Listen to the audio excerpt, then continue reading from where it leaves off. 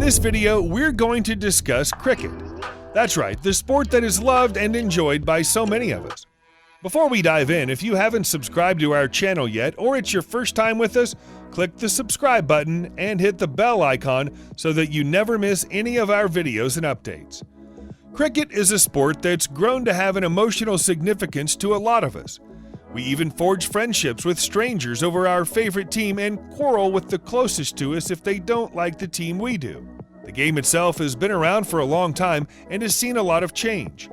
New ways to experience it are constantly reinforced to keep its spectators keen and interested, and this in turn augments the value of the sport and the passion for it. Its origins can be traced back to almost 400 years, from the first instance of recorded knowledge, but it has been around unrecognized for much longer than that in local practice. Though there's not much agreement on the details of where and how the sport came to be, it's widely accepted that it developed from a game called club ball, where a person hit a stone, a ball of wool, or other objects thrown by another person with a wooden club. The concept of the batsman protecting the wicket gate was probably introduced by shepherds from southeast England, where club ball was quite popular. Additionally, the word cricket may have been drawn from the French word criquet, which was used to describe club ball during the times of the Norman conquest, when French soldiers, along with those from other nations, invaded England. The first recorded match of cricket was played in Sussex in 1697 for 50 guineas, which was considered a large sum then. It was the first great match that had 11 players on either side. The tradition of betting and drinking was very common in these early games when cricket was seen as a manly sport that resembled gladiators fighting in an arena. In the following years, more cricket matches were hosted in North London and in and around Hambledon in North Hampshire, with the first inter-county match in 1709, which saw Kent against Surrey. And then came the formation of the first cricket team by Cambridge University in 1710. The location of these early matches could not be used to explain why Lord's in North London is considered internationally as the holiest of grounds, and why many historians cite Hambledon as the birthplace of cricket. As the matches started getting more popular, the London Club created and published the first official laws of cricket in 1744, which decided, among other things, that a cricket pitch must be 22 yards long. The following decade saw the establishment of other rules that can still be recognized today, such as limiting the width of the bat to 4 1/4 inches in 1771 and the LBW law in 1774. These collections of laws were subsequently revised and updated by the newly formed Marylebone Cricket Club, MCC, in 1788 in the new laws of cricket. The latter part of the 18th century saw more changes, which set it on the path to the sport that it is today.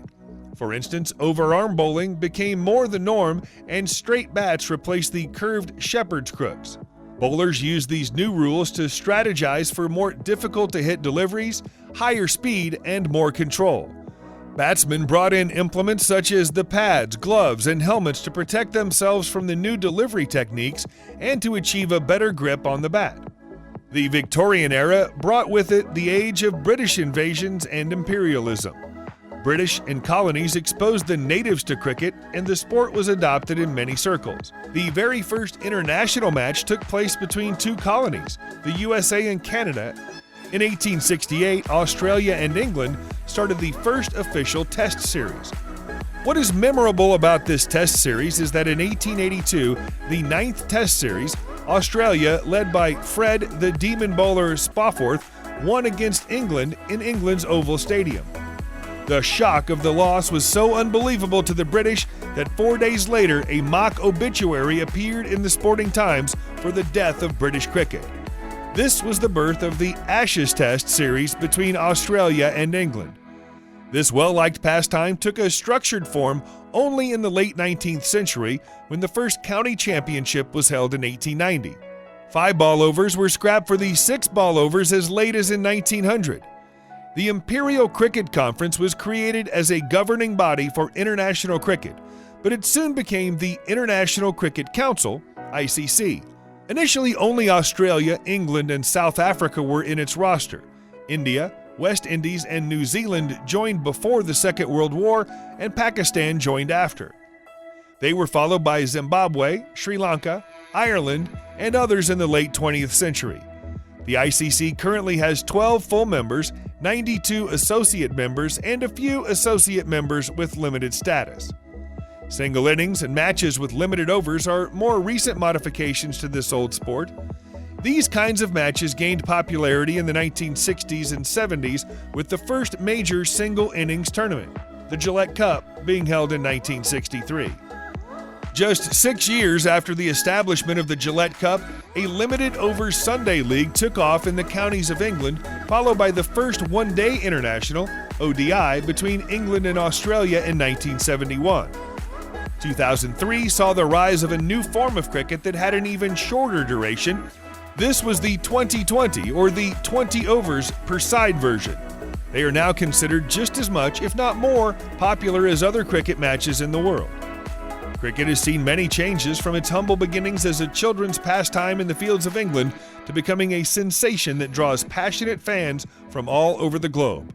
From the shape of the pitch to the shape of the bat, the instruments have changed as more and more technological advancements were made, which have made it available to the masses. Many families in many countries have traditions surrounding cricket and their favorite teams.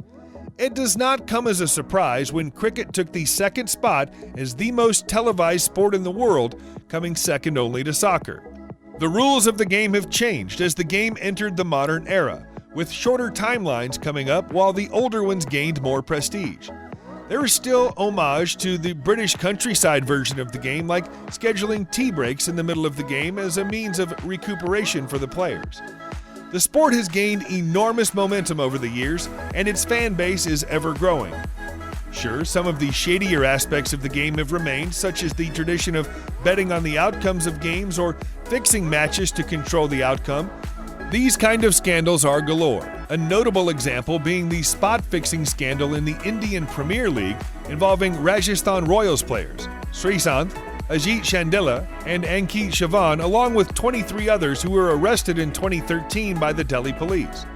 The high stakes involved in this sport attract incidents like these, but authorities are trying to curb these practices with more stringent rules and regulations. Its fan base can also be seen by the size of the stadiums built to fit all of the fans during matches.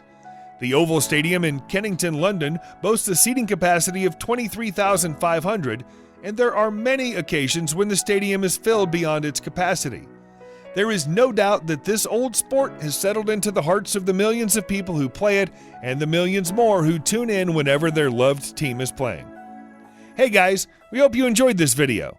Thank you for your continued support. If you liked this video, please don't forget to smash that like button and share this video to all the cricket fans that you know. We'll see you the next time with a new video. Until then, keep watching.